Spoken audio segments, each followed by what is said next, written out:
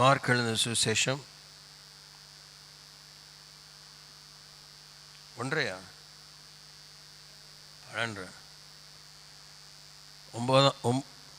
9ஆம் அதிகாரம் 49ஆம் வசனம். Book of Mark's Gospel, chapter 9, verse 49 and 50.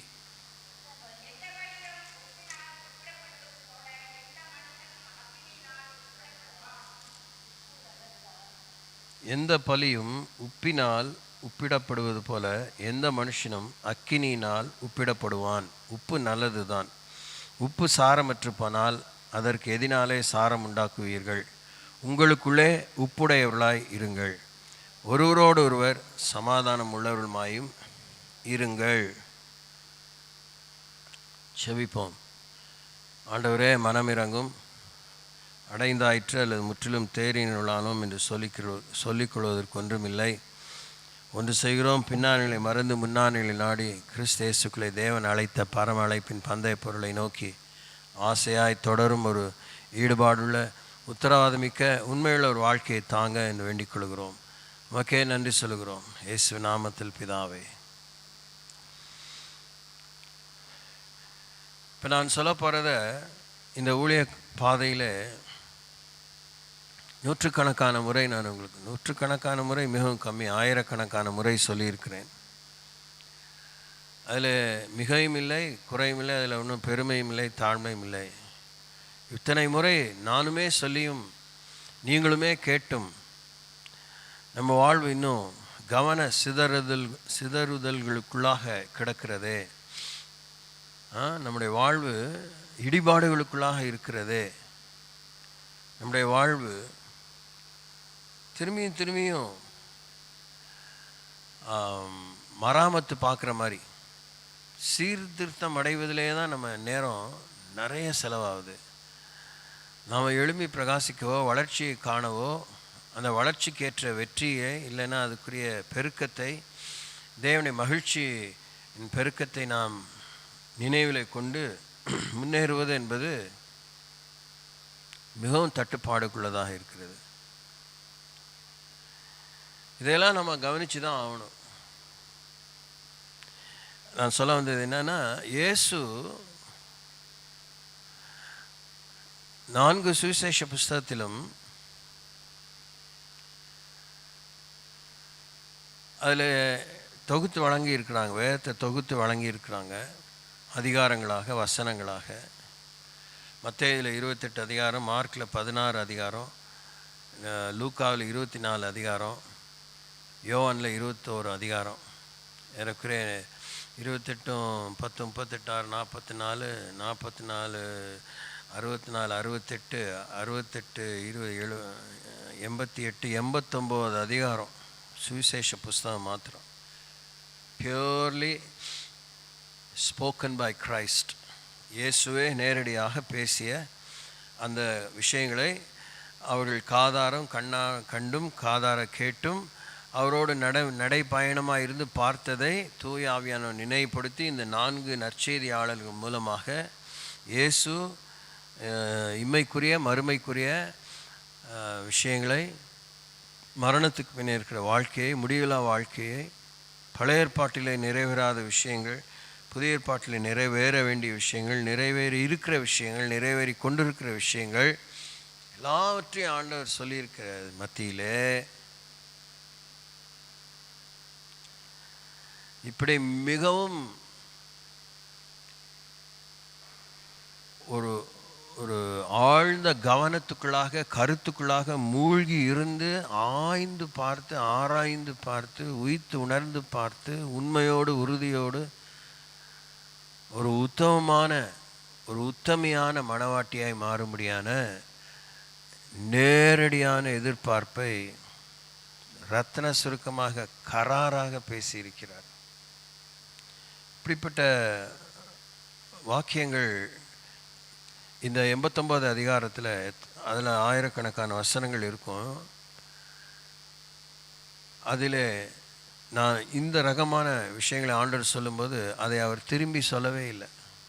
He never repeated it himself or the content that he brought forth. அது வந்து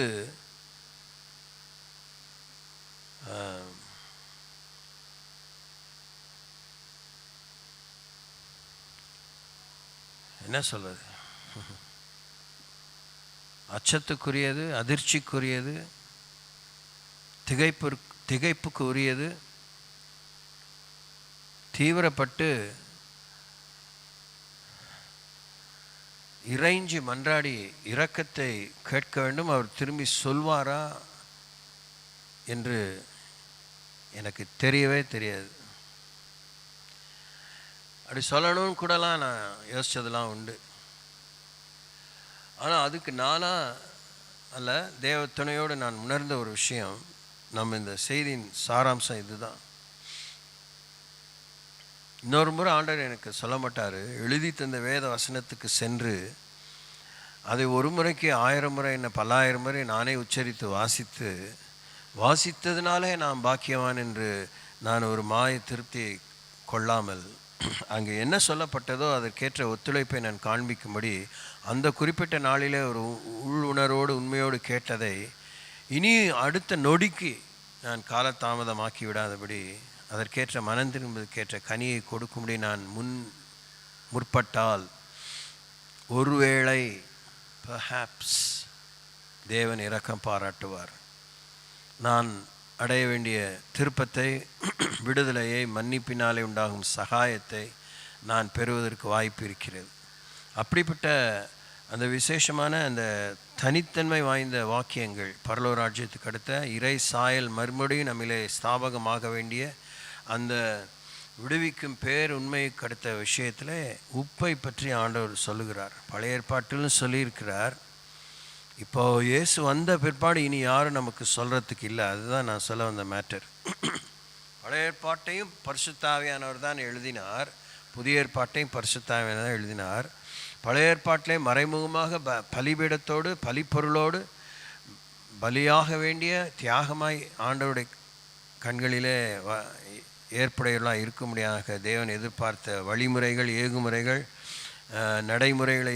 நடைமுறைகளிலே உடன்படிக்கை மக்களான இஸ்ரேல் சமஸ்தானம் முழுவதும் காண்பிக்க வேண்டிய, உப்பால் சாரமேற வேண்டிய சுவையுள்ள ஒரு வாழ்க்கையை காண தவறியவர்கள், காண்பிக்க தவறியவர்கள், அவர்களுக்கு மேசியா வந்து இரக்கத்தை போதித்த பின்னே, மேசியாவே பூமியில் இருக்கும் பொழுது அவருக்கு பின்னே அவர் மேல் விசுவாசமாக இந்த ஏற்றுக்கொள்கிற புறஜாதி மக்களான நமக்கு ஆண்டவர் இறுதி முறையாக இந்த உப்பை பற்றிய விஷயத்தை ஆண்டவர் சொல்லியிருக்கிறதை நீங்கள் கவனத்திலே கொள்ளும்படி கேட்டுக்கொள்கிறேன். நீங்களும் இதோடு நிறுத்தி கொள்ளாமல் ஆவலோடு இருக்கிற படிப்பறிவோடு கூட இந்த மாதிரி சில கருகலான விஷயங்களை பற்றி எழுதிய புத்தகங்களையோ, இல்லை இந்த குறிப்பை மார்க்கு எழுதின சுவிசேஷத்தில், அதுதான் முதல் எழுதப்பட்ட சுவிசேஷம், அதை பற்றிய விளக்க உரை எங்கே கிடைக்குன்னா தேடி பார்த்து நீங்கள் படிக்கணும். படித்து நீங்கள் இதில் இருக்கிறதான உண்மையை நீங்கள் அனுபவமாக்கி கொள்ள வேண்டும்.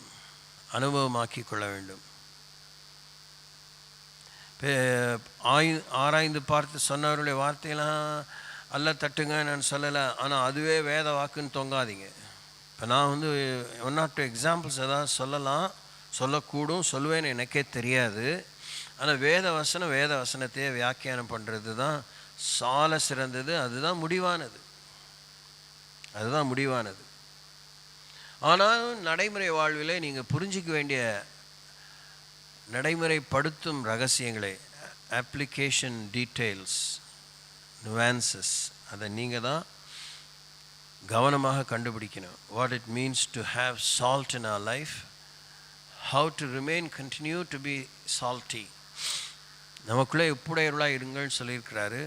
உப்பை பற்றி அறிஞ்சிக்கணும். நமக்குள்ளே உப்புடையவர்களாக என்னென்னு அர்த்தம்னு புரிஞ்சுக்கணும்.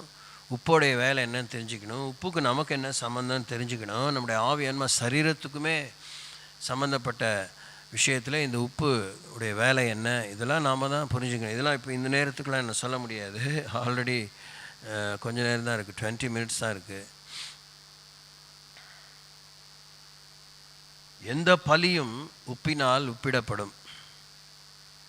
இந்த பகுதியில் இருக்கிறத மாற்ற நான் இன்றைக்கி சொல்ல எனக்கு புத்தி இருந்தாலே பெரிய விஷயம்.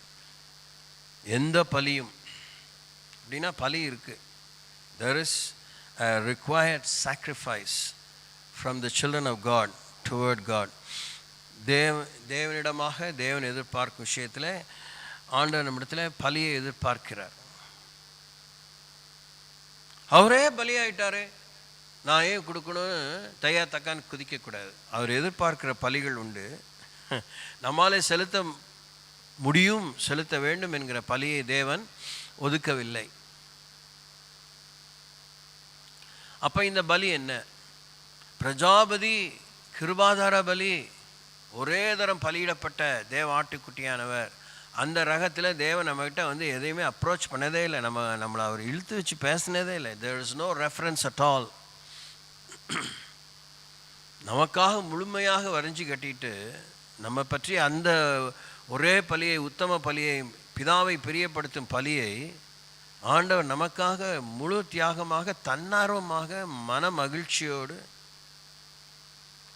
இமி கூட குறை இல்லாமல், இதில் கொஞ்சம் குறை இருக்குது, அதை எப்படி நீங்கள் நிறைவாக்குவீங்க தேவகுமாரனே, மனுஷகுமாரனே அப்படின்னு பிதா கேட்க இடமே வைக்காமல்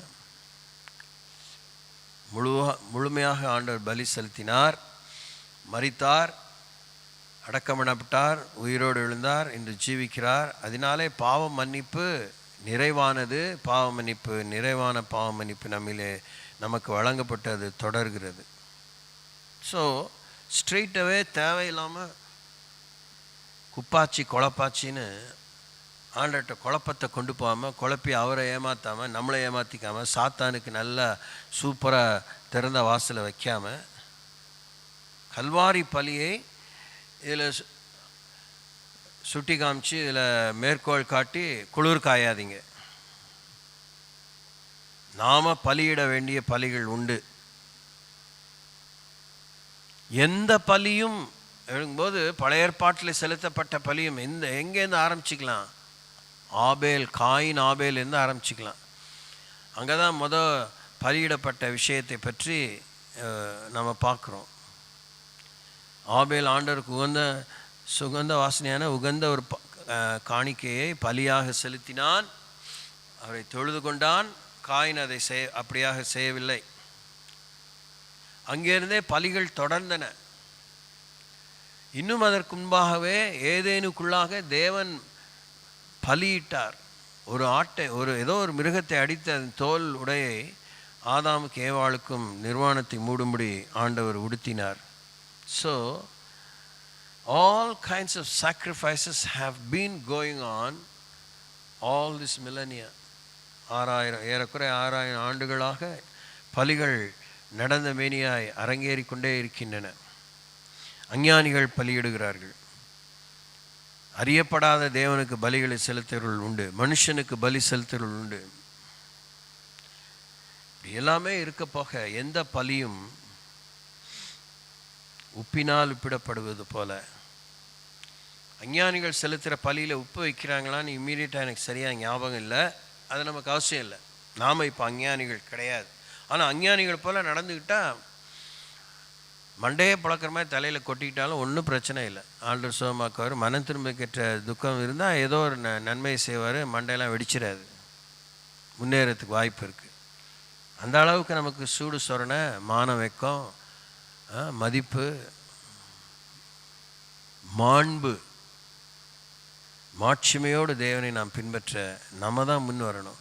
எந்த பலியும் உப்பினால் பலியிடுவது போல எந்த மனுஷனும். அப்போது மனுஷர்கள் பலியிடப்பட்டார்கள், குழந்தைகள் குறிப்பாக பலியிடப்பட்டார்கள், பெண்கள் பலியிடப்பட்டார்கள், மிருகங்கள் பலியிடப்பட்டன, நிலத்தின் விளைவுகள் பலியிடப்பட்டன. இரத்தம் சிந்துது இல்லாமல் பாவ மன்னிப்பில்லை என்று லேவியராமம் 17ஆம் அதிகாரம் 11ஆம் வசனத்தில் ஆண்டவர் சொல்லியிருந்தாலும் கூட, ஆண்டவராக இயேசு கிறிஸ்து பலியிடப்பட்ட பின்னே, அதுக்கு முன்னாகவே கூட பழைய ஏற்பாட்டிலே மனுஷனுடைய இரத்தத்தை சிந்தக்கூடாது என்று பிரமாணம் வழங்கின போது 613 பிரமாணத்தை மோசேயின் காலத்திலிருந்து மனிதர்களை பலியிடுவதை தேவன் நிறுத்தினார். அஃபிஷியலாக நிறுத்தினார், சட்டப்பூர்வமாக முடிவுக்கு கொண்டு வந்தார். அதுக்கு முன்னாக கூட பலிகள் அரங்கேறி கொண்டிருந்தன. ஆண்டவருடைய பிள்ளைகள் அல்லாதவர்கள் மத்தியில் இன்னைய வரைக்கும் அது அரங்கேறுகிறது. ஆண்டவருடைய பிள்ளைகளின் அழைக்கப்பட்ட இஸ்ரவேலுக்குள்ளாக அரசாங்க ரீதியிலே, ராஜாங்க ரீதியிலே, சட்டப்பூர்வமாக ஆண்டவரை தொழுது கொள்ளும் விஷயத்தில் இறை சட்டமாகவும் தேவன் அதை முடிவுக்கு கொண்டு வந்தார். So no more men or women, boys or girls, children can never ever be sacrificed. ஆனால் நமக்கு ஒரு பழைய ஏற்பாட்டில் அப்படிப்பட்ட ஒரு பலியாக தேவன் வெளிப்படைத்தன்மையோடு சொல்லாவிட்டாலும் முழுமையான அர்ப்பணத்தை சுட்டி காண்பித்து வலியுறுத்தி ராஜாக்களோ ஆசாரியர்களோ நியாயாதிபதிகளோ அவங்களெல்லாம் ஆண்டவர் வழி நடத்தி இருக்கிறார். அவர்களோடு கூட உறவு கொண்டு சம்பந்தம் கொண்டிருந்திருக்கிறார். ஆனால் புதிய ஏற்பாட்டில் உயிரோடு இருக்கும்போதே பலியாகும்படியான ஒரு நிலையை, ஜீவ பலி என்கிற ஒரு காரியத்தை ஆண்டவர் இன்ட்ரடியூஸ் பண்ணியிருக்கிறார். அதுக்கு ஒன்றும் ஒத்த காலெல்லாம் நின்று வெளிப்பாடெல்லாம் பெறணும் தேவையில்லை. Waste of time. நாம் விட்டு கொடுத்தோன்னா, முற்றிலுமே ஒப்பு கொடுத்துட்டோன்னா, அவர் நம்மளை உயிர் எடுக்காமையும் உயிரை பலியாகவும் அவர் எடுத்துக்க முடியும். Praise Lord. அதுதான் நமக்கு நம்பிக்கை இல்லை. ஐயோ, அவர்கிட்ட நம்ம கொடுத்தா கொண்டே விடுவார், திருப்பி நான் வாழவே முடியாது, வாழ்க்கையை முடிஞ்சிடும் நம்ம நினைக்கிறோம். தூங்குறீங்களா? கவனிங்க, இங்கே கவனிங்க, ரொம்ப சீரியஸாக கவனிங்க. கடவுளுக்கு முன்னாடி நிற்கணும். இந்த உலக பிரகாரமாக இந்த நிகழ்ச்சிகள் இதன் மூலமாகவே சபை இயேசுவை பின்பற்றி காண்பித்து திருப்தி அடையாதீங்க. கூட்டம் கூடுறது, அது வீடு திறப்போ, அது சாவோ, அது கல்யாணமோ, கார்த்திகையோ, நிச்சயமோ, வேறு என்ன விஷயமா இருந்தாலும் இந்த ஃபார்மாலிட்டியில் கூடி வரதே மாத்திரமே ஒரு பெரிய விஷயமா ஆண்டட்ட படம் போட்டு காமிக்காதீங்க. தயவுசெய்து அட்லீஸ்ட் இன்னையில் இருந்தால், அது இப்பத்தில் இருந்தால் அதை நிறுத்திக்கோங்க. கூடி வர வேண்டியது அவசியம் என்பது தேவனுடைய நியமம், தேவனுடைய எதிர்பார்ப்பு. ஆனால் அதில் என்ன பலி, அதில் என்ன சாக்ரிஃபைஸ், அதில் இருக்கிற என்ன எண்ணங்களின் தாற்பயம் என்ன, நோக்கம் என்ன என்பதை தேவன் மானிட்டர் பண்ணுறாரு. இப்போலாம் ஆஃப்லைட் எல்லா விதமான நிகழ்ச்சிகளிலும் அந்த சிசிடிவி கேமராஸ் வைக்கிறாங்க, லைவ் ஸ்ட்ரீம் பண்ணுறாங்க நிகழ்ச்சிகளை. ரொம்ப தூரத்தில் உட்காந்து இருக்கவங்களே கீழே பார்க்காம இருக்கிறதுக்கு டிவிலாம் வைக்கிறாங்க. ஸோ இதெல்லாம் பண்ணினாலும் நம்முடைய பங்கு என்ன, நம்முடைய எண்ணம் என்ன, நம்முடைய நோக்கம் என்ன, அதில் தேவனை நாம் எவ்வளோ சுமந்திருக்கிறோம், தேவனை நாம் எவ்வளோ மதிக்கிறோம், தேவன் அங்கே எவ்வளோ மதிக்கப்படுகிறார், அதிலே நம்முடைய நிலை என்ன, நம்முடைய ரெஸ்பான்ஸ், மறு உத்தரவு என்ன, இதெல்லாம் தேவன் வாட்ச் பண்ணுறார். இப்படிலாம் யாரும் உங்களுக்கு விளக்கி சொல்லுவாங்களா எனக்கு தெரியல. ஏன்னா கஷ்டமாக்கி காமிக்கலை. வந்தோமா, போனோமா, சந்தோஷமாக இருந்தோமா, மொய்க்கோர் வச்சோமா, சாப்பிட்டோமா, கையை நினச்சோமா, போனோமா, அவ்வளோதான் உலகம் எதிர்பார்க்குது. உலகம் அவ்வளோதான் செய்யுது. அதுக்கப்புறம் இந்த டான்ஸு பார்ட்டி எல்லாம் இருக்கும், எல்லாம் அவ்வளோதான், அதோடு முடிஞ்சு. உலகத்தில் ஒரு பெருவாரியான கூட்டம் எப்படி இருக்கிறாங்கன்னா, அவங்க அந்த இடத்தோடையும் எல்லாத்தையும் மறந்துடுவாங்க. சிலர் தான் கொஞ்சம் நேரம் வீட்டு வரைக்கும் கொண்டு போவாங்க, அடுத்த நாள் வரைக்கும் பேசுவாங்க, அப்புறம் கம்ப்ளீட்டாக மைண்ட்லேருந்து அவங்களுக்கு போயிடும்.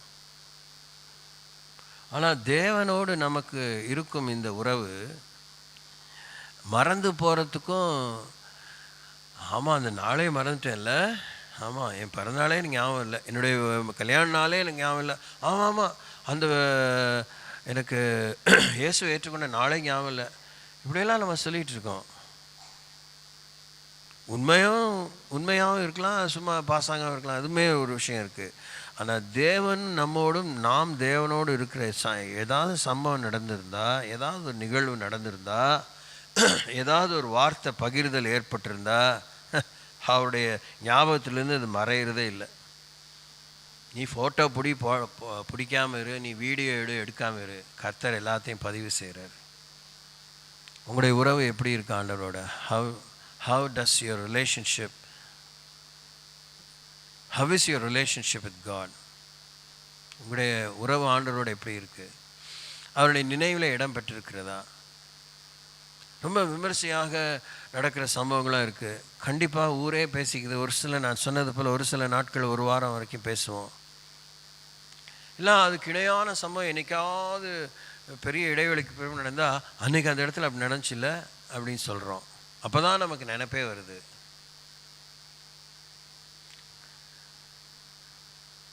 நம்மளெல்லாம் கவனிக்கிறதுக்கு யார் இருக்கா, நம்மளெல்லாம் மதிக்கிறதுக்கு யார் இருக்கா, நம்மளாம் ஏற்றுக்கிறதுக்கு யார் இருக்கா, நம்மளாம் ஒரு மேட்ரே இல்லை அப்படின்னு நினைக்கிறவங்க எல்லாரையும், யாரெல்லாம் வந்து போனாங்க போகலை, யாரெல்லாம் ஈடுபாடு இருந்தது இல்லை, இதெல்லாம் தேவன் கவனிக்கிறாரு.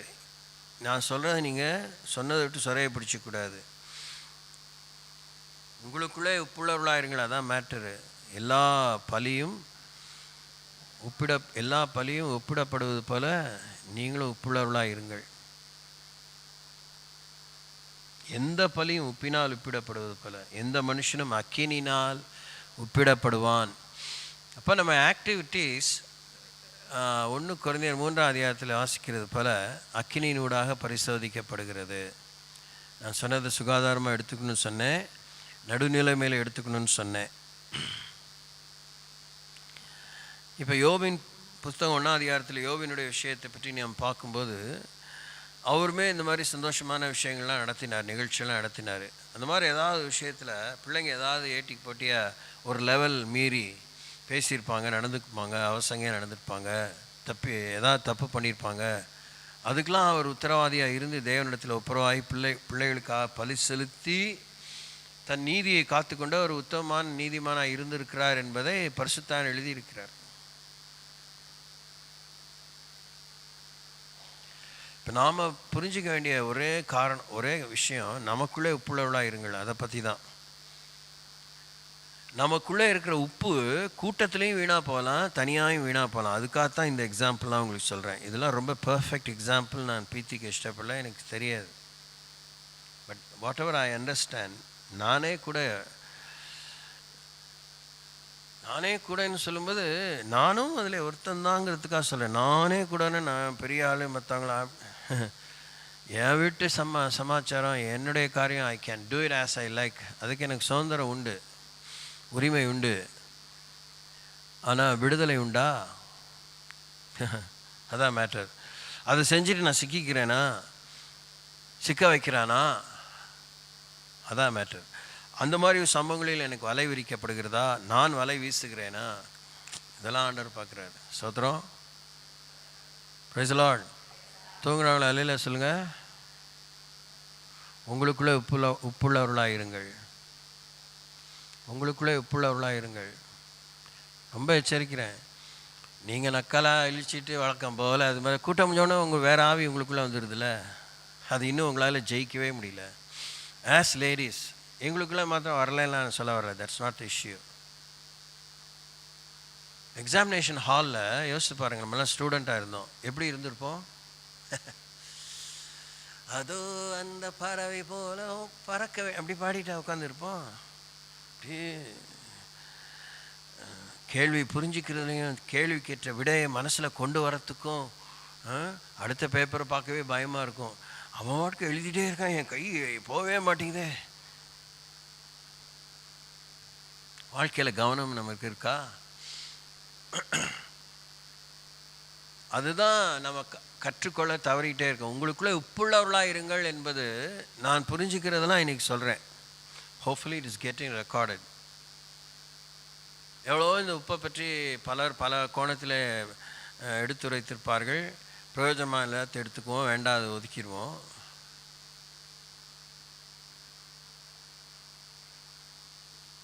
நாம் ருசியற்று எப்போ போகிறோம், நம்மளை எப்போ ருசி குறையுது. ஃபார் அன் எக்ஸாம்பிள், நல்ல ஞாபகம் வந்துச்சு. இப்போ இன்னும் ஒரு முறை உண்மையாக சொல்லணும். உண்மைனா சரியான உண்மையாக சொல்லணும். உண்மைக்கு உண்மை தவிர ஒன்றுமில்லைன்னு இந்த கோர்ட்டில் பைபிள் மேலே சத்தியம் பண்ணி சொல்கிற மாதிரி சொல்லணும். நேற்றுக்கு கொடுத்த சாப்பாடு ருசியாக இருந்துச்சா இல்லையா? தைரியமாக சொல்லணும். நீங்கள் ஒன்றும் வெட்கப்பட வேணாம். நான் ஒன்றும் கோவப்பட போகிறேன். ஃபங்க்ஷனே முடிஞ்சிச்சு, ஒன்றும் செய்ய முடியாது. ஏற்கனவே ஆரம்பிக்கிறதோடு சொல்லியிருந்தால் எதாவது முன்ன பின்ன ருசியை கூட்டியிருக்கலாம், குறைச்சிருக்கலாம். இப்போ முடிஞ்சிருச்சு. இப்போ நீங்கள் நச்சுன்னு சொல்லணும். இப்போ என்ன குடிமொழி போகுது? அப்படிலாம் ஒன்றும் இல்லைங்க, ஏதோ தேவலாம் சாப்பிட்ற மாதிரி இருந்துச்சு, சாப்பிட சகிக்கவே இல்லை அப்படின்னா நீங்கள் தைரியமாக சொல்லணும். சொன்னால் தான் இப்போ நம்ம சப்ஜெக்டை புரிஞ்சுக்க போகிறோம். ஏன் சாப்பாடு நீங்கள் குறை சொல்லுங்கள், அது என்ன குப்பை சாப்பாடு, ஐ டோன்ட் கேர் நான், பிகாஸ் இட்ஸ் ஓவர். எல்லாருக்கும் கொடுத்தாச்சு போயாச்சு. இப்போ அதை மனசில் நான் ருசியாக இருந்துதாங்கிறது மனசில் இருக்கும்ல, அதுக்கு தான் கேள்வி. அதனால் நீங்கள் வந்து என்ன குளிப்பாட்டை நீங்கள் சொல்லவே வேண்டாம். சொல்லுங்கள், நேற்றுக்கு கொடுத்த சாப்பாடு ருசியாக இருந்துச்சா இல்லையா? இப்போ பூமுமார் மாதிரி தலையாட்டிட்டு நான் வேடிக்கை பண்ணல, எனக்கு போதிக்க தெரியல, சொல்ல தெரியல. இப்போ சொல்லிவிட்டு இப்போ நான் சொல்ல போகிற வேத வசனத்தை நீங்கள் சொதப்பக்கூடாது. ஆமேன். ஏன் அப்படின்னா இப்போ சொல்கிறேன் திருப்பி இன்னும் ஒரு தடவை, நேற்று கொடுத்த சாப்பாடு ருசியாக இருந்துச்சா இல்லையா? பெரிய ஓஹோன்னு இல்லாட்டினா ருசியாக இருந்துச்சா இல்லையா? ரைட், அதோடு நிறுத்திக்குவோம். அதுக்கு மேலே குழப்பம் வேணாம். அதாவது தண்ணியில் ரசத்தில் தண்ணி விட்டால் இப்படி இருக்கு, அது மாதிரி ஆயிரும். இப்போ காரியத்துக்கு வருவோம். நேற்றுக்கு சாப்பிட்ட சாப்பாடு ருசியாக இருந்தது நீங்கள் சொன்னது தான். ஆம் இல்லை, ஆம் இல்லை. அதுபோல தான் ஆண்டவர் சொல்கிறார், உங்களுக்குள்ளே உப்புள்ளவர்களாக இருங்கள்ங்கிறது சொன்னது தான். இப்போ தான் நீங்கள் கவனிச்சிருக்கணும். கொஞ்சம் யோசிச்சு சொல்லியிருக்கலாமே இந்த பதிலை அப்படின்னு. கொஞ்சம் உப்பு கம்மியாக இருந்துச்சு பதர்.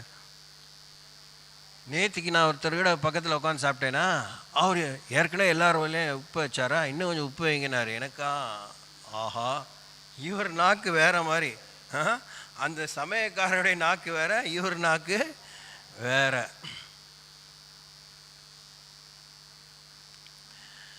ஒவ்வொருத்தரும் ஒவ்வொரு ஐட்டம் வந்து திரும்பி 2வது ரவுண்டு வாங்கும்போது பார்த்தேன், ஆஹா அந்த ஐட்டம் ஏதோ அவங்களுக்கு ஏதோ பண்ணியிருக்கு, so they want it more. இன்னொரு ஐயோ வைக்காதீங்க அப்படின்னு சொன்னதே நான் பார்த்தேன் அந்த கொஞ்ச நேரத்துக்குள்ளே. அப்போது அவருக்கு அதுக்கு மேலே வச்ச ஒரு ரவுண்டுக்கு மேலே வேண்டாம் விட்டுரு ஆளை அப்படி இருந்தது. இப்போ தான் நீங்கள் யோசிக்கணும் வசனம். இப்போ நான் ஒன்றும் உங்களை வந்து சங்கடத்துக்குள்ளே உள்ளாக்கலை. இயேசுவை நம்ம ருசித்தோம். அது எவ்விதத்திலும் எந்த பழியுமே எந்த ஒரு விதத்திலும் இயேசுவோடு ஒப்பிட இந்த விஷயம் சரியாக வராது. ஆனாலும் இயேசுவை நம்ம எல்லாருமே இங்கே உட்காந்துருக்கு, நம்ம எல்லாருமே இயேசு ருசிச்சிருக்கோம். ஆம் இல்லை? ஆமாவா இல்லையா? இயேசு நல்லவராக இருக்கிறாரா? இயேசு நல்லவரா இல்லை? சும்மா கவுக்கெல்லாம் சொல்லக்கூடாது. இயேசு நமக்கு நல்லவராக இருந்தார், அதுவும் இல்லைன்னு சொல்ல முடியாது. இயேசு நமக்கு நல்லவராக இல்லாமல் இருந்தார். அதை பற்றி உங்களால் உண்மையாக சொல்லவே முடியல. ஐயோ நாக்கை பிடிங்கிடுவாரோ, கண்ணை பிடிங்கிடுவாரோ இப்படின்னு அந்த காலத்திலே பயமுறுத்திருக்காங்க. ஏதாவது சொன்னீங்கன்னா கண்ணை அவிஞ்சு போயிடும் அப்படிலாம் சொல்லியிருக்காங்க. அதனால் கடவுளை பற்றி எதுவும் சொல்லாமல் நமக்கே இந்த தொல்லை. ஆனால் நேற்றுக்கு ஒருத்தன் உப்பு கம்மின்னு சொல்லாமே உப்பு ஜாஸ்தி கேட்குறான்னா அவன் என்ன சொல்கிறான், கொஞ்சம் உப்பு கொஞ்சம் கூட விட்டு போட்டிருக்கலாம் அப்படின்னு சொல்கிறான். ஆமாவா? நீங்கள் அதை பற்றி சொல்லாதீங்க, நான் இப்போ இயேசுவை பற்றி சொல்கிறீங்க, உடனே சோத்துலேயே போயிடுவீங்க. அதுக்காக தான் பயமாக இருக்குது எந்த எக்ஸாம்பிளை சொல்கிறதுன்னு. நீங்கள் பைபிளை விட்டுட்டு கொடுக்குற எக்ஸாம்பிளை தொங்கவே கூடாது. யார் பெரிய சூப்பரான எக்ஸாம்பிளாக சொல்லுவாங்க தெரியுமா, ரொம்ப பிரமாதமாக இருக்கும். நல்ல கருத்துள்ள எக்ஸாம்பிள் சொல்லுவாங்க, மனசில் கூட நிற்கும். அது மாதிரிலாம் எனக்கு சொல்ல தெரியாது, அதை பற்றி எனக்கு பிரச்சனையே இல்லை. ஆனால் நீங்கள் வசனத்தை விட்டுறக்கூடாது. வசனம் கொஞ்சம் இப்படி எழுதியிருந்தால் நல்லா இருந்திருக்கும், ஆறுதலாக இருந்திருக்கும். யோசிச்சிருக்கீங்களா இல்லையா? நீங்கள் யோசிச்சிருக்கீங்க. எப்படி தெரியுமா? கஷ்டமான வசனத்தை ஒதுக்கியிருக்கீங்க, அதான் விஷயமே. அதை போய் ஏன் படிப்பானே? ஆறுதலான வசனங்களை தேடு அப்படின்னு இருக்கு. எப்போ பார்த்தாலும் கர்த்தரின் மேய்ப்பராக இருக்கிறான் அந்த ஆட்சி அடையேன். அது உண்மைதான். ஆனால் அவர் மேய்ப்பர் வந்து எப்பயுமே ஆட்டுக்கு புல் மாத்திரம் கொடுத்துட்டே இருக்க மாட்டார். அந்த மேய்ப்பனை கேட்டால் தான் தெரியும். இங்கே நிறைய மேய்ப்பர்கள் நம்ம ஊரெலாம் சுற்றி பார்க்குறோம் இந்த எல்லையில். அதுங்கெல்லாம் கேட்டால் எப்பயுமே இந்த புல்லு காமிப்பீங்களான்னு, இல்லை நிச்சயமாக சொல்லுவாங்க. எப்போ என்ன புல்லை காமிக்கணும், எவ்வளோ புல்லை காமிக்கணும், எவ்வளோ தண்ணியும் காமிக்கணும், ஒரு மேய்ப்பனுக்கு தெரியுது. எந்த பலியும் உப்பினால் உப்பிடப்படுவது போல எந்த மனுஷனும் அக்கினினாலே உப்பிடப்படுவான். அக்கினி நமக்கு என்ன செய்யும்? எரிக்கும், சாம்பலாக்கும், இப்படின்னு சில விஷயங்கள்லாம் வழக்கமாக தெரிஞ்ச நாம் இதை மறந்துருக்கோம் அடிக்கடி. இப்போ ஞாபகப்படுத்தும் போது ஆமாம் அப்படின்னு. அக்கினி நமக்கு உப்பு கொடுக்குது. Praise Lord. உப்பு தன்மையை கொடுக்குது. when you carry fire, when you go through fire, you receive a measure of salt. Hallelujah. அக்கினி ரொம்ப அடிப்படையான ஒரு அர்த்தம் பரிசோதனை, பரீட்சை, சுத்திகரிக்கும் ஒரு ஆயுதம். ஓகே, சுத்திகரிக்கும் ஒரு ஆயுதம், வேக வைக்கும் ஒரு ஆயுதம். பலி வேகணுமா வேகக்கூடாதா? சொல்லுங்கள், வேகணுமா வேகக்கூடாதா? வெந்தாதான் ஆண்டவர் ஏற்றுக்குவார். ஆமாவா? பச்சை பலி ஏற்றுக்கிறாரா? இல்லை. பைபிளையும் அப்படி இல்லை. அஞ்ஞானிகளும் செலுத்தும்போது பச்சை பலியை கொடுக்கறதில்ல, அதை நெருப்பில் தான் வைக்கிறாங்க. So what fire does, it cooks, it makes us ready, it makes us ready food. நம்மளை ரெடிமேட் ஃபுட்டாக மாற்றுது. நம்முடைய அர்ப்பணம் ஆண்டவருக்கு உகந்ததாக மாற்றுது. 2 மினிட் நூடுலில் விட பிரமாதமாக ஆண்டவருக்கு சுகந்த வாசனையாக மாற்றுது. அந்த அளவுக்கு ஏற்கனவே அது ப்ரீ குக் ஆகிருக்கு. இதெல்லாம் நீங்கள் கவனிக்கணும். எந்த பலியும் உப்பினாலே உப்பிடப்படுவது போல எந்த மனுஷனும் அக்கினினாலே உப்பிடப்படுவான். உங்களுக்குள்ளே உப்புள்ளவனாக இருங்கள்னு சொன்ன அதே ஆண்டவர் உங்களுக்குள்ளே நீங்கள் அக்கினி உங்களுக்குள்ளே அவியக்கூடாதுன்னு சொல்லியிருக்கிறார். ஆமேன். பலிபீடத்தில் இருக்கிற அக்கினி அவியக்கூடாதுன்னு சொல்லியிருக்கிறார். Praise Lord. அப்போது அதை திரும்பி ஆண்டவர் அடுத்த வசனத்தில் விவரிக்கிறார். உப்பு நல்லா சொல்லுங்கள். இதை நான் ஒன்று சொல்கிறேன், கவனிங்க, கோச்சிக்காம. மணி அடிச்சிச்சு, புத்தி மேய வேணாம். நம்ம ஏதாவது பார்த்து நல்லவருங்கிறத மனசார சொல்கிறோமா? யோசிங்க. உப்பு நல்லது தான் அப்படின்னு சொல்கிறதும் உப்பு நல்லது அப்படின்னு சொல்கிறதும் ரெண்டு அர்த்தம் உள்ளது. இப்போ நீங்கள் சொன்னீங்க கொஞ்சம் சாப்பாடு எப்படி இருந்துச்சு? நல்லா இருந்துச்சு.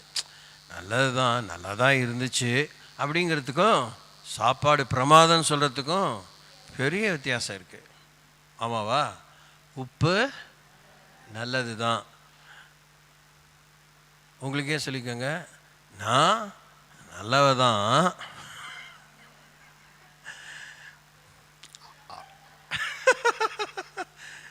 நான் பார்த்தேன் நேற்றுக்கு வேடிக்கை. எங்கள் வீட்டுக்குள்ளே எல்லாம் இன்ஸ்பெக்ட்லாம் பண்ணாங்களா, திடீர்னு ஏதோ எடுக்க வந்தேன்னா அப்போ அந்த நேரத்துக்குள்ள எனக்கு அமையுது. நானும் ஆந்த மொழி முடிச்சு யார் என்ன பார்க்குறேன். அதுக்குள்ளே அந்த கண்ணாடி முன்னாடி பெரிய பெரிய கண்ணாடி இருக்குது அந்த பீரோவில். அதை நின்றுட்டு அங்கே கொஞ்சம் நேரம் ஷோ பண்ணிப்பேன். உப்பு நல்லது தான், கண்ணாடி நல்லது தான், ஆனால் கூட்டத்துக்கு கண்ணாடி கண்ணாடி பார்க்குறது தப்பு இல்லை, பார்க்குறது தானே கண்ணாடி வைக்கிறோம். சரி, அதில் நேரம் வீணாக போயிடும். அது ரொம்ப நேற்றுக்கெலாம் இந்த மாதிரிலாம் விஷயம்லாம் இருந்துச்சு. சரி, உப்பு நல்லது தான். ஏசாமியே சொல்கிறாரு, it's God, it is our saviour, it is our master. நம்ம எஜமான், நம்முடைய தேவன், நம்முடைய ராஜா, நம்முடைய மணவாளன், நம்முடைய மேய்ப்பன், எல்லா 1008 நாமங்களுடைய அவர் சொல்கிறார், உப்பு நல்லது தான், உப்பு சாரமற்று போனால், உப்பு சாரமற்று போனால். இப்போ நீ இதே சும்மா யோசிச்சு பார்க்கலாம். அதை பெர்சானிஃபை பண்ணாமல், அதை பூதாகரப்படுத்தாமல், நேற்று கொடுத்த சாப்பாடு ருசி தான், நல்லது தான். ஆனால் அந்த ஒருத்தர் மனுஷன் பக்கத்தில் இருந்த வாங்கினவன், பக்கத்தில் இருந்தவன், அப்போ நான் நினச்சேன் எனக்கு உப்பு சரியாக இருந்துச்சு, அவனுக்கு என்ன ஒருவேளை, ஐ டோன்ட் நோ, சும்மா ஒரு மேலோட்டமான கவனிப்பு தான். ஆனால் உப்பு சாரமற்று போனால், சாப்பாடு ருசியற்று போனால் அது எதினாலே சாரம் உண்டாக்குவீர்கள்? இப்போ நீங்கள் நல்லா யோசிக்கணும். எனக்கு புரிஞ்சது, அந்த மனுஷன் மரியாதைக்குரியவன். ஏன்னா, என்னங்க ரசம் வச்சுருக்கீங்க உப்பே இல்லாமல் அப்படின்னு சொல்லாமல், இன்னும் கொஞ்சம் உப்பு வைங்க அப்படின்னு கேட்டான் பாருங்க. அவன் அதை தொட்டு அவனுடைய சாதத்தில் அவன் கலந்து, அந்த ஏதோ ஒரு மேட்ரு கலந்து அவன் சாப்பிட்டான். He was satisfied. அதுக்கப்புறம் வாயில் ஒரு வேறு எந்த வார்த்தையில் ஒரு ரியாக்ஷனே இல்லை. He was satisfied. உப்பு நல்லது தான். உப்பு சாரமற்று போனால் அதை எதினாலே சாரமாக்குவீர்கள்? அப்போ சொல்லுவாங்க, ஒரு பந்தியில் பந்தியிலே உட்காரும்போது யாராவது தெரிஞ்சவங்க அந்த வீட்டு விசாரிக்கிறவங்க, அதில் கொஞ்சம் உப்பு கம்மி அவர்கிட்ட சொல்லுங்கள் பார்த்துன்னா, மீதி ஒரு அண்டா நிறைய சாம்பார் வச்சுருப்பாங்களா, ரசம் வச்சுருப்பாங்களா, அதில் தேவையான அளவு தான் சேர்ப்பாங்க. ஆனால் ஒரு மனுஷனுக்கு தேவையானது இன்னும் ஒரு சிட்டிகை உப்பு தான். அதனால் 1 கிலோ உப்பை வந்து வைக்க முடியுமா? 1 கிலோ உப்பையும் அண்டால தான் கொட்ட முடியுமா? ஒருவேளை அந்த அளவுக்கு வால்யூம்னஸ்ஸாக இருந்தால் ப்ராபப்ளி செய்வாங்க. எதனாலே சாரமாக்கப்படும்? எதனாலே சாரம் உண்டாக்குவீர்கள்? உங்களுக்குள்ளே உப்புள்ளவர்களாயிருங்கள். எதனாலே உங்களுடைய நன்மையை கெடுத்துக்காமல் இருப்பீங்க? நீங்கள் நல்லவங்க தான், ஆனால் நல்லவங்களும் உப்பு இல்லாமல் போயிடுறாங்க, ருசி இல்லாமல் போயிடுறாங்க தான். அதை ஏற்றுக்கவே முடியல. பக்கத்தில் சொல்லுங்கள், நான் நல்லவ தான், ஆனால் சில நேரத்தில் என்ன சகிச்சிக்கவே முடியல. என்னாலேயே என்னை சகிச்சிக்க முடியல. உங்களால் சகிச்சிக்க முடியலன்னா நான் கோவப்படக்கூடாது. இதெல்லாம் நீங்கள் தான் சொல்லிக்கணும். கண்ணாடியை பார்த்து எத்தனை கண்ணாடி பார்த்தாலும் அதே முகம்தான், கண்ணாடி பார்க்கறனால அதே மாதிரி தான். கண்ணாடி பார்த்துட்டு இருக்கும்போதே முகம் வேற வருது. அப்போ தான் அவங்க நல்லா பார்க்குறாங்க. அது வரைக்கும் அவங்க இனிமேல் தங்களை பார்க்காத மாதிரி. இல்லை, ரைட்டு தான்.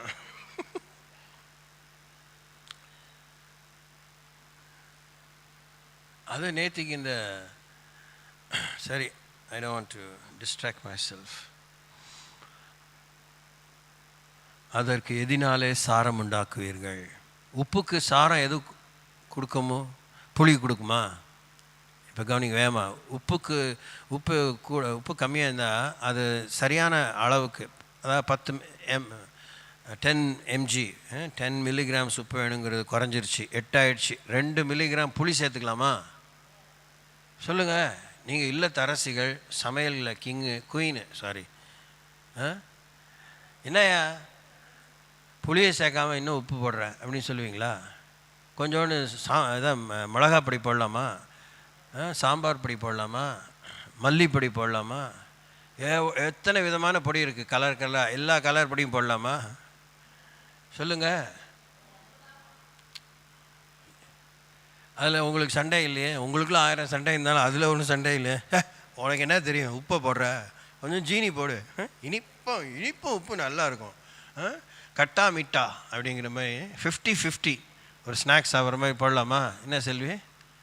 ஐயோ, ரொம்ப நல்ல மனசில் உனக்கு, ரொம்ப நல்ல மனசாக இருக்கிற உங்களுக்கு பெண்கள், இளகிய மனசு. கொஞ்சம் உப்புக்கு பதிலாக கொஞ்சம் காரத்தை கூட்டினீங்கன்னா எப்படி இருக்கும்? புளியை கூட்டினா எப்படி இருக்கும்? கசப்பை கூட்டினா எப்படி இருக்கும்? உப்பு சரியாமா? கேள்வி கேட்குறாரு. நான் இல்லை, என்னமோ பேய் மாதிரி பார்க்குறீங்க. எப்போ பார்த்தாலும் இந்த ஆள் இடைஞ்சலான ஆளுங்க. பொதுக்கூட்டத்திலையும் இடைஞ்சல் தான், கோயிலையும் இடைஞ்சல் தான், எங்கே போனாலும் இப்படி தான். அதனால் எனக்கு ரொம்ப பிரச்சனையே இல்லை, அது பழகிட்டேன் நான். இயேசு கேட்குறாரு, நான் கேட்கல. எதனால சாரம் உண்டாக்குவேன்? உன் வாழ்க்கையினுடைய நன்மை குறைஞ்சிச்சு. யாரால், எதினால? இங்கே உப்புக்கு எதினால? அது அக்ரிணை, அது ஒரு பொருள், இட்ஸ் அ மேட்டர். நாம் மனுஷாள் நம்முடைய நன்மை குறைஞ்சிருச்சுன்னா, நம்முடைய தன்மை குறைஞ்சிருச்சுன்னா, நம்முடைய மேன்மை குறைஞ்சிருச்சுன்னா, நம்முடைய மென்மை குறைஞ்சிருச்சுன்னா, நம்முடைய நம்பிக்கை குறைஞ்சிருச்சுன்னா, நம்மை பற்றிய குணங்கள் தட்டுப்பாடு உள்ளதாக இருக்குமானால், யாராலே, எதினாலே நாம் நல்லவர்களாக நம்முடைய நன்மை பங்கம் அடையாதபடி நாம் கூட்டிக் கொள்ள முடியும்? உங்களுக்குள்ளே உப்புடையவர்களாயிருங்கள். Price Lord. எனக்கு புரிஞ்சது, நான் செய்ய ஆரம்பித்து நிறுத்தி கொண்ட நன்மையை தொடர்ந்து செய்ய வேண்டும். ஒன்று, அப்படியே அதோடு நீங்கள் அடுக்கிட்டே போகலாம். நாம் செய்ய ஆரம்பித்த நன்மையை, நாம் முன்மாதிரியாக இருக்க ஆரம்பித்த அந்த முன்மாதிரியை இடையிலே நின்று போனாலும் போராட்டத்தோடோ அல்ல போராட்டத்துக்கு பின்னோ நாம் அதை தொடர வேண்டும். தொடர தொடர நம்முடைய நன்மை தொடரும். நம்முடைய நன்மை ஒரு சேச்சுரேஷனுக்கு வரும், ஒரு சமநிலையை அடையும். Praise the Lord. இதில் நம்ம இப்பயே புரிஞ்சிக்க வேண்டிய பெரிய உண்மை, தேவன் ஒருவரை தவிர நல்லவன் ஒருவனும் இல்லை. சொல்லுங்கண்ணே, நல்ல சத்தமாக சொல்லுங்க. யாரெல்லாம் உங்கள் வீட்டுக்கார மேலே கோபமாக இருப்பீங்க அடிக்கடி? என்ன சொல்ல, நான் போய் போட்டுலாம் விட மாட்டேன். யாரெல்லாம் உங்கள் வீட்டுக்கார மேலே கோபம் அப்பப்போ வரும்? வருமா வராதா? வரும். இப்போ என்ன சொல்ல போகிறீங்கன்னா, உங்கள் வீட்டுக்காரர் மேலே இருக்கிறதே பயங்கரமாக கோபமாக ஒரு சத்தம் போடுவீங்க பார்த்தீங்களா? அப்படி சொல்லுங்கள். நான் தேவன் ஒருவரை தவிர, நல்ல சத்தமா, ஆமாம், மண்டையில் ஏறுதா அப்படின்னு சில பேர் கத்தி தானே பிள்ளைகளாக இருந்தாலும் சொல்கிறோம். அது மாதிரி தேவன் ஒருவரை தவிர நல்லவன் ஒருவனும் இல்லையே. ஆனால் நம்ம நன்மையில் குறைஞ்சோம், நன்மையில் தொடரணும். நம்ம எப்படி நன்மை உள்ள தொடர்ந்து இருக்கலாம்? நாம் செய்ய ஆரம்பித்த ஒன்று. இதோட இன்னும் சூப்பராக அந்த நன்மை குறைவே கூடாதுன்னா, எபேசியர் 2:10 பிரகாரமாக நாம் உலக தோற்றத்துக்கு முன்னே, உலக தோற்றம் முதல் கொண்டு கிறிஸ்துக்களை நம்மை தெரிந்து கொண்டபடி இன்னின்ன நற்கிரியைகளை செய்யும்படியாக தேவன் நம்மை சொந்தமாக்கி கொண்டார், மீட்டு கொண்டார். அந்த நற்கிரியை நாம் திரும்பியும் தியானித்து நினைவு கொண்டு வந்து செய்ய தொடருவோமானால், நிலைத்திருப்போமானால் நம்முடைய நன்மை குறையாது, உப்பு குறையாது. அல்லேலூயா, பிரைஸ் தி லார்ட். இதை நாம் இன்னொரு முறை யோசிப்போம், கர்த்தருடைய வழிநடத்தல் இருந்தால். இப்போ உப்பு, அங்கேயே ஆண்டவர் சொல்லியிருக்கிறாரு, ஒருவரோடைய ஒருவர் சமாதானம் உள்ளருள்மாயும். கரெக்டாக வாசிங்க.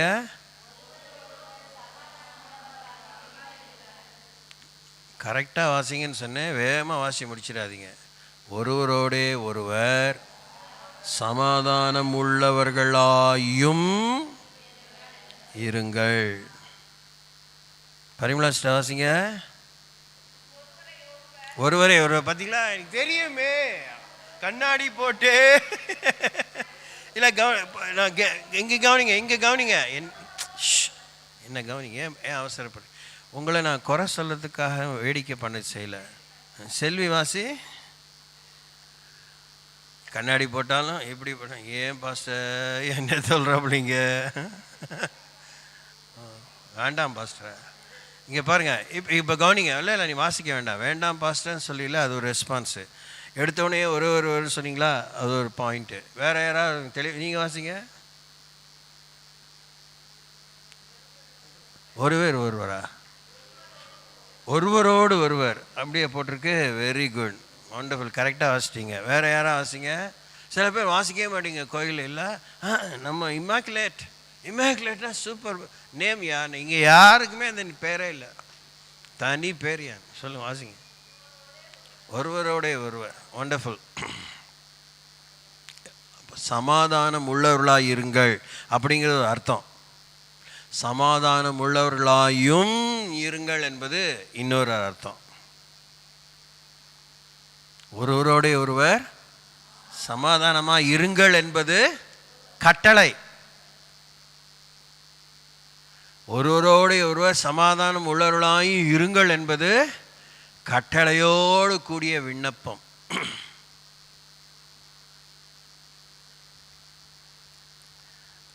அதை நீங்கள் எப்படி நிதர்சனமாக நேர்மையோடு புரிஞ்சுக்கணுன்னா, நீ ஒருத்தனோடு சமாதானமாக இருக்கணும். நீ சமாதானமாக இருந்தீன்னா உப்பு குறையாது. அதனால் சமாதானம் உள்ளவனா, அவரோட எனக்கு ஒரே அன்பு தான், அவங்க மேலே எனக்கு ஒரு பிரியம்தான், அவங்க மேலே எனக்கு கர்சனை தான், அவங்கள எனக்கு பிடிக்கும், அவங்கள நான் நம்ப இப்படி எவ்வளோ சொல்லுவேன். ஆனால் அவங்களோட நான் சமாதானமாக இல்லைன்னு சொல்கிறது அபத்தம்.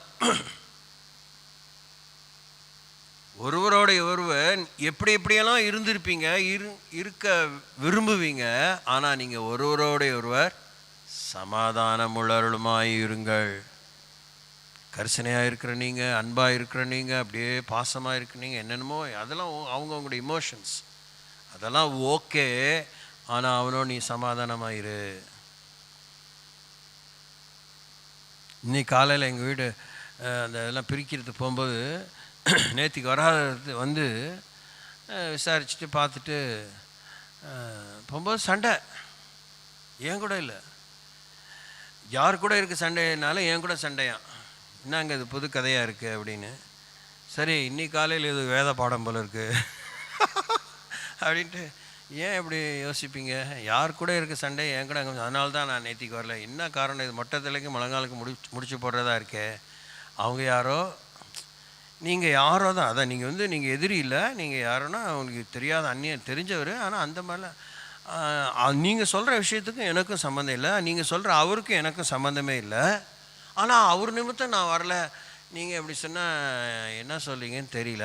அதுக்காக நீங்கள் வந்து உங்களுக்கும் அவரை தெரியும், தெரியாமல் வந்து நீங்கள் எடுத்து சொல்லணும்.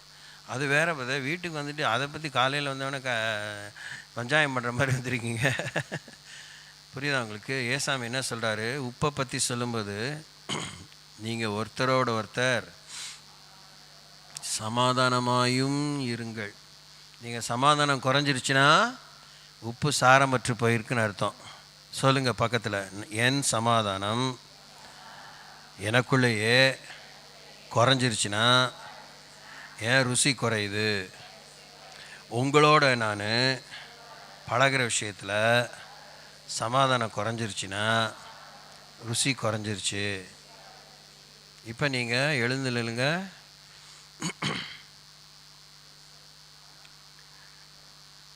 சின்ன பிள்ளைகளுக்கு சொல்லிக் கொடுக்குற மாதிரி சொல்லி கொடுத்துருக்கேன். சின்ன பிள்ளைகளை பெற்றுட்டு பெரிய பிள்ளைங்க சின்ன பிள்ளைகளோட கேவலமாக அடிச்சிக்கிறீங்க. அப்படி இல்லாமல் நேற்றுக்கு என்ன கூத்துலாம் நினச்சிங்க போக போக தெரிய வரும். அவன் நான் ஒரு மாதிரி முறைக்க பார்த்தா எப்படி பார்த்தா எல்லாம் இருக்கும். என்னத்தான் பார்த்தாலும் இயேசுவை பாருங்கள். இயேசுவை பார்க்கலன்னா உப்பு குறையுது. சோத்திரம். இப்போ கண்ண முடியும் அவரை பாருங்கள். ஒருத்தியை பார்க்காதீங்க. கூட்டத்தில் நேற்று கேமராலாம் வைக்கலாம். ஆனால் உங்கள் கண்ணு கேமரா பிடிச்சிருக்கும் படம். அதெல்லாம் அங்கே அதனால் சொல்லு ஓட்டி விட்டு பார்க்காதீங்க. கத்தரையே பாருங்கள். ஸ்தோத்திரம். வாயத்தன்னு ஸ்தோத்திரம் பண்ணுங்கள். ஹல்லேலூயா ஹல்லேலூயா ஹல்லேலூயா. ஸ்தோத்திரம் ஸ்தோத்திரம் ஸ்தோத்திரம் ஸ்தோத்திரம். உங்களுக்குள்ளே உப்புடையவர்களாயிருங்கள். உங்களுக்குள்ளே உப்புடையவர்களாயிருங்கள். ஒருவரோடே ஒருவர் சமாதானம் உள்ளவர்களாயும் இருங்கள். ஹல்லேலூயா. ஸ்தோத்திரம் ஸ்தோத்திரம் ஸ்தோத்திரம் ஸ்தோத்திரம். ஏற்பட்ட யாராமே சுருக்கமாய் நன்றி சொல்லுவோம். Thank you Jesus.